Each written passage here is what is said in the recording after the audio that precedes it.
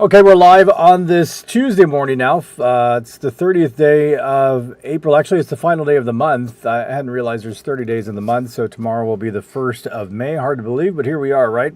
We are live to the KGNS website, which is at kgns.tv. We're live to the KGNS app. We're also live to our YouTube channel this morning, so thank you wherever you are watching for being with us. We always check in with Yolanda Villarreal so she can talk to us about weather. Hi, Yolanda. How are you? Good morning, Ruben. How was your way to the work? It was good. It was good. It's still humid outside, though. It is humid. Those cloudy skies also during the morning hours around 3 a.m. We're producing some light drizzle. And if you're wondering, 3 a.m., yeah, that's the time I get up and make my way into work because we do the morning show, KGNS News Today. And there was some light drizzle throughout the morning hours. And later on this afternoon, we're going to start to see more of that sun. And if you work outside for extensive hours, make sure you drink plenty of water because it is going to be a hot afternoon with those sunny skies. Temperatures could be ranging in the 90s, but it could be feeling like if we're in the triple digits. And keep that in mind, that's expected to last all the way throughout this week. Temperatures in Texas, it's only 10 in the morning and mainly everybody's in the 70s, some already in the 80s. So for us here, Laredo 81, also for Corpus Christi, McAllen 84 for Brownsville, 77 for Houston, 76 for San Antonio. Then even from Amarillo all the way into El Paso in the 70s, not much of a difference. Why is this? Because we're getting all of that moisture from the Gulf of Mexico that is keeping these temperatures very warm throughout the morning hours. Also tonight into tomorrow, there could be some fog developing, but if we have those windy conditions that are expected tonight, that could not be developing. But it's just a heads up for tonight into tomorrow morning. In our viewing area, temperatures ranging in the upper 70s to low 80s, 80 for Zapata, 75 for Fear, 81 for us here in Laredo. Then look at those dew points ranging in the 60s and 70s with lots of moisture available, and also with these frontal boundaries that we're having pass across Texas, that creates those showers and thunderstorms to develop. Our winds continue to blow from the southeast about 7 to 13 miles per hour. Yeah, it could feel kind of breezy outside, but then for the night, it's when those winds are expected to increase up to 23 miles per hour.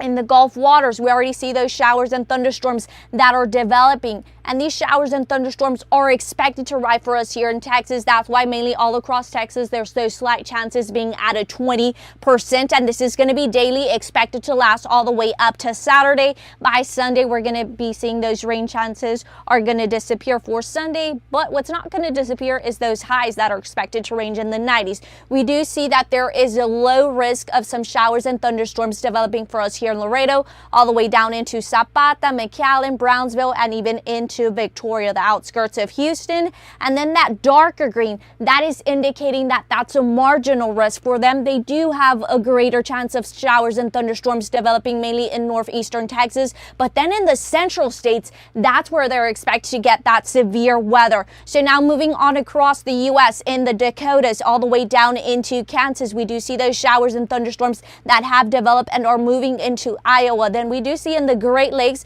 Pennsylvania, Ohio Valley, all the way down into Kentucky, Tennessee, even in Atlanta and Georgia, they're getting these showers and thunderstorms. But then this is that severe weather that is expected throughout the day. We do see that enhanced risk for Iowa all the way down into Kansas and even parts of Oklahoma. That's where they're under that risk where they could be seeing some showers and thunderstorms develop, and also isolated tornadoes could be possible. That darker green, keep in mind that's a marginal risk all the way down into north and eastern parts of Texas, even in towards the west. That could be happening for us later on this afternoon across Texas. For us here in Laredo, we just do have those slight chances. Then tomorrow, we start to see more of that severe weather start to move towards Texas in the Texas Panhandle all the way down into Del Rio. We do see that yellow, so that is that slight risk that there could be some showers and thunderstorms developing with strong winds and also possible hail. And then we start to see that marginal risk is approaching us here in Laredo. That is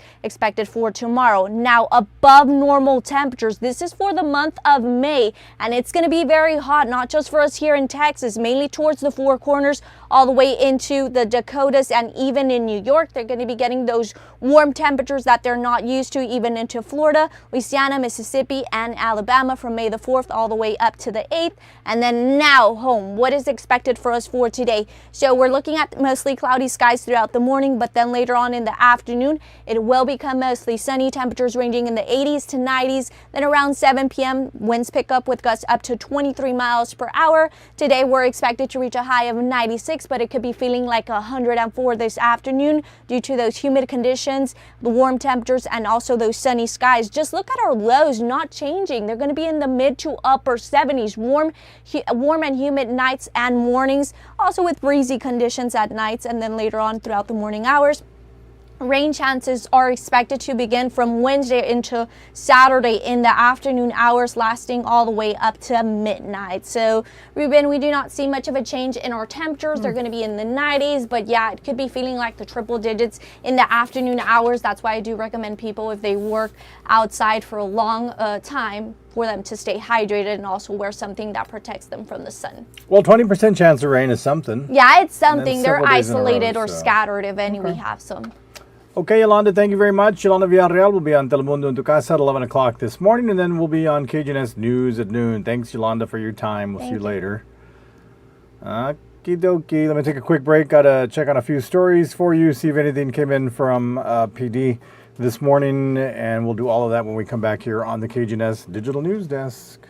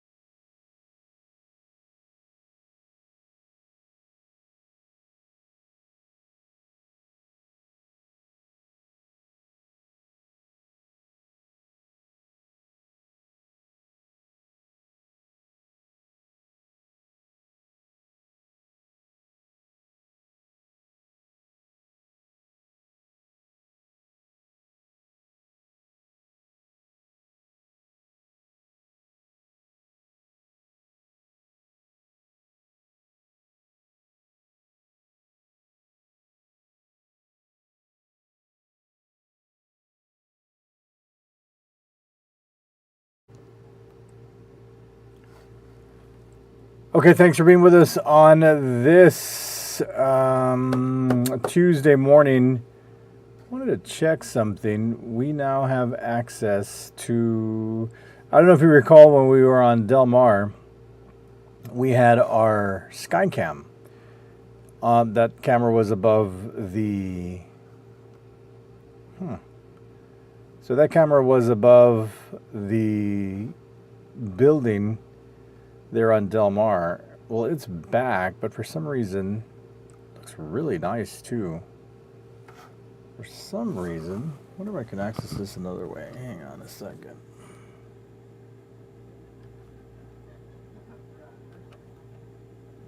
Yeah. All right, so check it out. This is the Sky Camera now.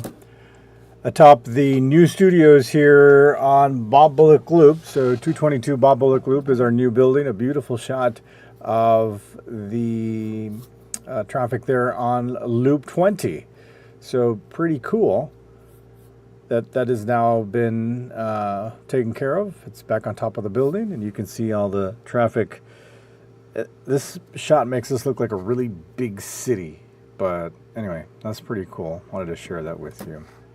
Okay, let's take a look at some stories for you, including one that has been getting a lot of attention. This story got a lot of traffic on our social media pages. Anytime there's a story that has to do with school that has great impact on children and on the school day, it definitely has the potential to attract attention. In this case, it definitely did, as United ISD will be enforcing a clear backpack policy. The backpacks will be required for the upcoming school year for students from kinder through 12th grade. Students will be allowed to carry one small non-clear pouch with certain size requirements inside their backpack to store personal items such as cell phones, money, or hygiene items. UISD officials say this is an important step towards campus safety. It's to ensure that everyone in our school is safe. We also encourage parents to talk to your children about safety. If parents or students see or hear anything suspicious, any type of suspicious activity, we really encourage them to report it immediately to district officials or police. Well, the district will host a conference to announce the new policy and will be distributing clear backpacks to every student at a later date. As for LISD, all students from kinder to 12th grade will also be required to use clear backpacks while on campus. That we had already reported. UISD was debating the issue, and now they have made their decision, and it came with a lot of interest from parents and a lot of folks not happy with that decision for their own reasons. I did see a lot of parents were asking, well, what if they're in dance? What if they're in cheer? They're in band, and they have several other items, several other bags that they carry with them. So this is definitely an issue that will continue to draw attention. Well, I told you about this story yesterday, but a man pulls a knife on a grocery store manager over the weekend before making a run for it, but police get there just in time to arrest him. Laredo police arrived to the HEB on West Elmore around 8:15 Sunday morning after getting a call about someone with a knife. Store workers said a man pulled out a knife on the manager, then ran off. Officers caught up with the man, identified as 58-year-old Eduardo Hendrix Castillo. According to workers, this wasn't Castillo's first run-in at the store. They say he'd been warned before to stay away, but things got heated when he tried to buy beer and was reminded about the warning and took out the knife, according to employees. Castillo was charged with aggravated assault and criminal trespassing. Let us go to Laredo police releasing more information about a daring bank robbery that led to the theft of thousands of dollars from a North Laredo bank this weekend, all without a weapon in sight. 42-year-old Arturo Limon II was arrested and charged with robbery. Law enforcement officers were called out to the Falcon Bank off Monarch Drive in McPherson around 9:30 Saturday morning, that is. And according to police, the branch employees say Limon walked into the bank alone, went up to the tellers, and stole roughly $20,000 without the use of a weapon. While the case remains under investigation, Jose Espinosa says officers were able to quickly identify and locate Limon thanks to the staff at the bank. He just walked into the branch and stole $20,000 without brandishing a weapon to the tellers that were working on scene. He fled the scene, and he was able to get identified quickly by the investigators and the officers with the descriptions given by the employees who were working at the time of the robbery. He was later arrested without any incident. Well, no injuries were reported, and Limon remains at the Webb County Jail. The case is under investigation by Laredo Police Department and the FBI.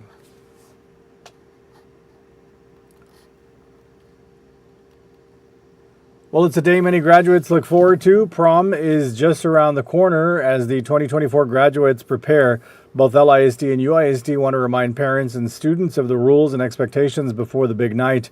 Our Salma Lozano has more on safety procedures that prom attendees can expect. Salma? Prom season is right around the corner for our 2024 graduates, and Laredo ISD and United ISD want to ensure parents and students are aware of the safety procedures put in place. Both districts emphasize campus police will be present at the events to ensure the safety of all attendees, and students will be asked to go through metal detectors before entering their prom. Dr. Oscar Perez, Executive Director for Health and Safety for LISD, explains that these measures are put in place to keep track of the people going inside the building. Once they are in, please know that they will not be allowed to leave. If they happen to choose to leave, then we want our parents to know that they are leaving either early or they can be picked up. But once they leave, they cannot come back in. So we want to make sure that we are stressing that. And this is standard procedure that we followed in prior years. And that if a student were to forget something from their car, They would be escorted by a member of the prom committee to retrieve their belongings and be escorted back. LISD and UISD stress that small purses will be allowed but searched. According to Ruben Ayala, Safety and Crisis Response Manager for UISD, students should be mindful that despite the event being held off campus, the same security rules and expectations apply. There will be law enforcement at these proms. They're required to be there. And so just make sure that you're not taking in anything that you shouldn't be taking in. And if you are caught with anything, you are subject not only to the disciplinary actions that may be in the public, but also with the school. Ayala elaborates students should talk to their campus administrators as different UISD campuses may have different protocols put in place. For KGNS News, Salma Lozano. Thank you, Salma. Well, Martin High School will be kicking off prom season this Friday. To see the complete list of LISD, UISD prom dates and locations, you can go to our website at kgns.tv. Meanwhile, more than 90 counselors from the United Independent School District took part in a special training on Monday while the kids were off for the day. Teachers attended a dedicated day for professional development. Counselors heard presentations from experts on mental health issues students might be dealing with, and new legislation recently passed, including David's Law, which was named in memory of a boy out of San Antonio who was tormented through cyberbullying. Officials with the district say the training doesn't just end for the staff on campus, it extends to the family home as well.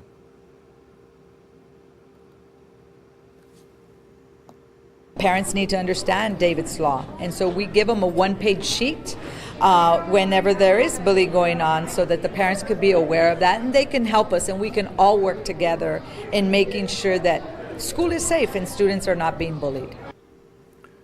And we're told if the bullying continues, that can become a felony. Okay, that's going to do it for now. Oh, we did get a story from the Laredo Police Department that I failed to mention. Let me just get there.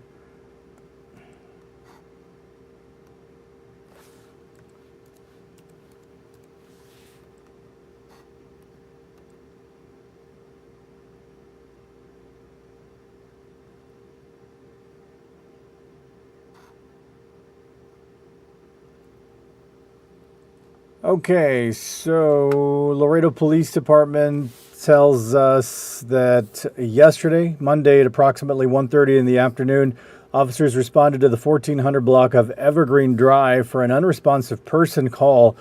When they arrived, officers discovered a male individual without signs of life. Laredo Police requested the assistance of paramedics from the Laredo Fire Department, who confirmed the individual was deceased. The victim was identified as a 31-year-old male.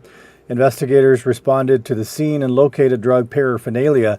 The overdose task force was requested to be at the scene and conduct a field test, which tested positive for fentanyl.